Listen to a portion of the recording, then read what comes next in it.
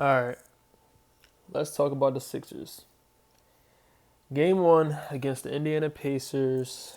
Um, it was honestly miserable to watch. So I'm never going to talk for that long because it sadly makes me depressed. But okay, let's talk. So all right, we already know about the T.J. Warren 53 points. I don't even know if I should talk about that first. Should I save that for last? Um, all right, yeah, we're gonna talk about T.J. Warren. So this dude had his way all night. He got to wherever he wanted to on the floor. He shot every shot that made him feel comfortable. He just felt comfortable. He was in his comfort zone all night. And I just don't understand why Brett Brown didn't do it's like he just didn't do anything different, like throw anything different at TJ Warren all night. It was just like, all right, Ben, you guard him, just guard him. It's like he never emphasized Ben or Matisse or whoever was guarding him to do anything that could have helped them in defending him. So by that, what I mean is, all right, so one, he should have been denied the ball. They should have started trying to deny him the ball. He was just running around freely, coming up and getting the ball whenever he wanted. It should have been a lot more ball denials. Um, Double teams. I didn't see no type of double teams. It didn't have to be a full-fledged on double team, but had somebody else run up to him, he got the ball, force someone else to make a shot, force him to make the pass, and force someone else to make the shot. I didn't see none of that. It was just he was on an island with him and his defender. Um, One, his defender, Ben Simmons. I'm gonna be honest, Ben was I don't know what he was doing all night on defense. He wasn't really locked in on the defensive end, and we all know that Ben is a way better defender than that. He just wasn't locked in. I don't know why, but he wasn't locked in. He looked terrible defensively last night. Backdoor cuts that he was over gambling on, um, going under every screen. Like he went over a few, but for the most part, I seen him go under a bunch of screens right there. I think just popped up, but going under screens, he just looked awful last night on the defense. Um, it's a lot of things that we could have did to prevent that, or at least try to neutralize it. When someone's hot and it's someone's night, there's not much you can do to just stop it, but you can hope to give your best out there to prevent it. So like, I also think on the offensive end, we should attack T.J. Warren, try to get him in foul trouble to get him out the game, maybe, so he can cool down. Like they should have attacked him on the offensive end. Whoever he was on, involve him in pick and rolls, get him tired, get him to foul, just attack him on the offensive end too. But that's another thing Brett Brown has to do.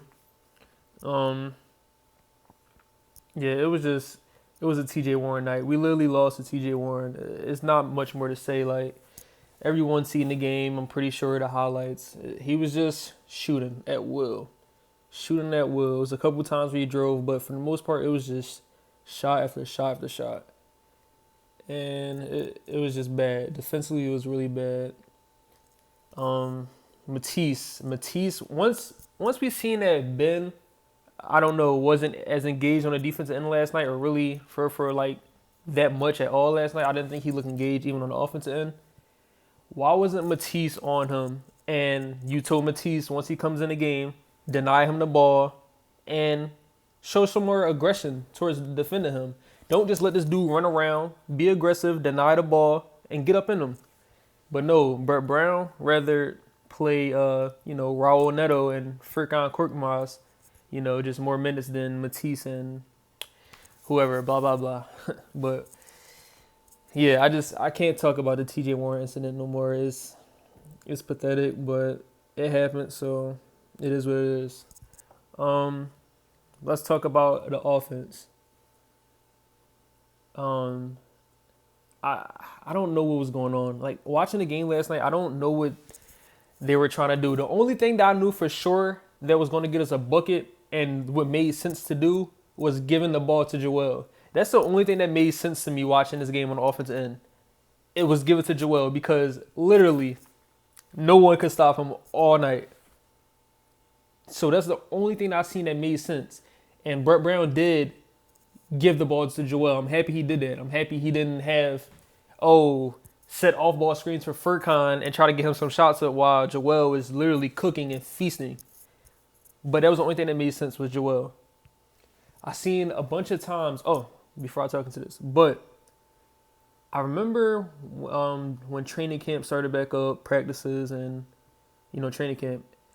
Brett Brown said multiple times that Al Horford and Joel never practiced on the same team, like on the floor together. I think they were either on different teams or I don't know. He was like Al Horford's the second unit, like how he should be, and they were never on a floor together on the same team. So throughout this game, I seen Al Horford and Joel Embiid on the floor multiple times together, and I just want to know why was that the case? Al Horford was a was he minus 26 tonight? I believe a minus 26. That is terrible. That's another reason why TJ Warren was just feasting, because the pick and roll defense, once Al Horford comes in, it's barbecue chicken.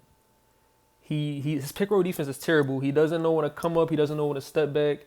His rim protection, it's just, when Al Horford is on the floor, pick and roll for the other team, opponent team, is the bread and butter, because he doesn't know what to do during that type of defense, pick and roll defense. But like I was saying, Al Horford and Joel Embiid, they were on the floor multiple times together, and I just don't know why, because Brett Brown literally said that they didn't practice that. They weren't on the floor together. So why during our first game, actual meaningful game, why were they on the floor together? And if I'm wrong, were they on the floor together during the practices, during the scrimmages? I think it did happen a couple times, but I don't think it was as much as it was in just this one game, the first actual meaningful game. But they were on the floor together, and I just don't know why. Second, where should I go from here? Alec Burks, he should have got way more minutes. How many minutes did he get? I think Alec Burks, he had about, he had 12 minutes. Alec Burks had 12 minutes, right? And Raul Neto had 21 minutes. I just don't know what it is with Brett Brown and Raul Neto. He must be a relative or something that we don't know, because it doesn't make sense why Raul Neto is playing 21 minutes. That makes literally no sense. I don't care. Alec Burks needed more minutes. Matisse needed more minutes. And Furkan needed less. Because you know what Furkan did for us out there? He gave us 3 points, right? Oh, you might think he made a 3, right? No, those were all free throws. He shot 0 for 4. All threes, and he missed every last one of them. But he had 14 minutes, and Matisse had 12, right? And yeah, Alec Burks had 12, but Furkan and Raul Neto had 21 and 14. Alec Burks and Matisse Thybulle had 12 minutes both. It just doesn't make sense. Josh Richardson, I just don't know. He had 4 points, 30 minutes. He shot 6 shots. 4 points, 30 minutes, and 6 shots. It's just like Brett Brown doesn't know what to do with the people that we have on our team. For some time, the problem with our team was, we have no depth. And then now we get depth off the bench, even with the starting lineup, and it's like Brett Brown doesn't know how to implement those pieces. In 30 minutes, like, why is he taking only 6 shots? But Furkan in 14 minutes had 4 shots. He had 2 less shots in half of the time. You know what I'm saying? And it just doesn't make sense. It's just it doesn't look like he knows what his role is in the offense. It doesn't look like Brett Brown has a plan for him in the offense. He's just there. Shake Milton. I don't even know if I want to talk about Shake Milton because he literally gave you nothing. So I don't know what is it to talk about. But he brought up the ball and he got off the ball and then never touched it again. It was like Brett Brown talked about how he's implementing him as a starting point guard, but he never felt like a point guard all night. To be honest, it didn't feel like we ever had a point guard all night. Like, he would come up the court with the ball, and then pass it off, and he just one touch again. He never attempted a shot in the first half. I think his only attempt came in the second half, I think the fourth quarter, and he had 0 points. He had 0 points and 3 assists. He had he had had mm, he also had 3 turnovers. It was just a terrible game for him. I don't no pick and rolls for him. He was just sitting on the wing, just standing there looking. Just he did nothing. He didn't get a chance to do anything. To be honest, like the game plan was him to get off the ball when he came up half court. But and then you got to talk about the incident when him and Joel started to argue on the bench.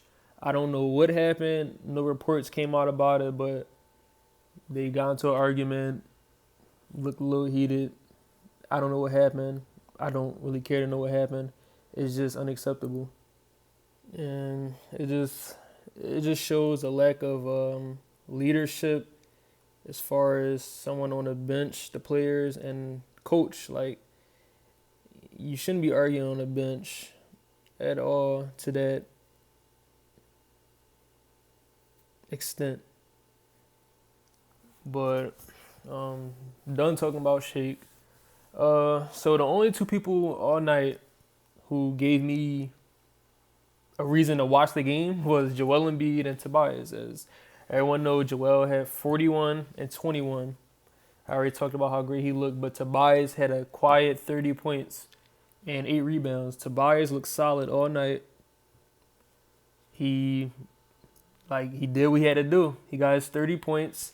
He did what he had to do. He couldn't do nothing really better. He did his thing. Like literally, Joel and Tobias was the only reason to watch that game. I'm gonna be honest. Like Ben gave you 19, but Ben was minus 11. I don't know what it was. He gave you 19 and 13, but it was just I don't know. I didn't feel the effect that I usually feel that he has on the game last night. I feel like he didn't really have an effect on that game. So that's that. I think we talked about everything I wanted to talk about. Joel 41, Tobias 30, TJ Warren 53. Those are the leading scorers of the game. 2 of them came from the Sixers, so you would think that we would have won with a 41 bomb and a 30 bomb, but then you look and see 53. So I don't know, but hopefully we can bounce back tonight against the Spurs. It's just, I hope this is not what's to come after we waited this long to watch the Sixers again. Thanks for watching. Drop a like, subscribe. Peace.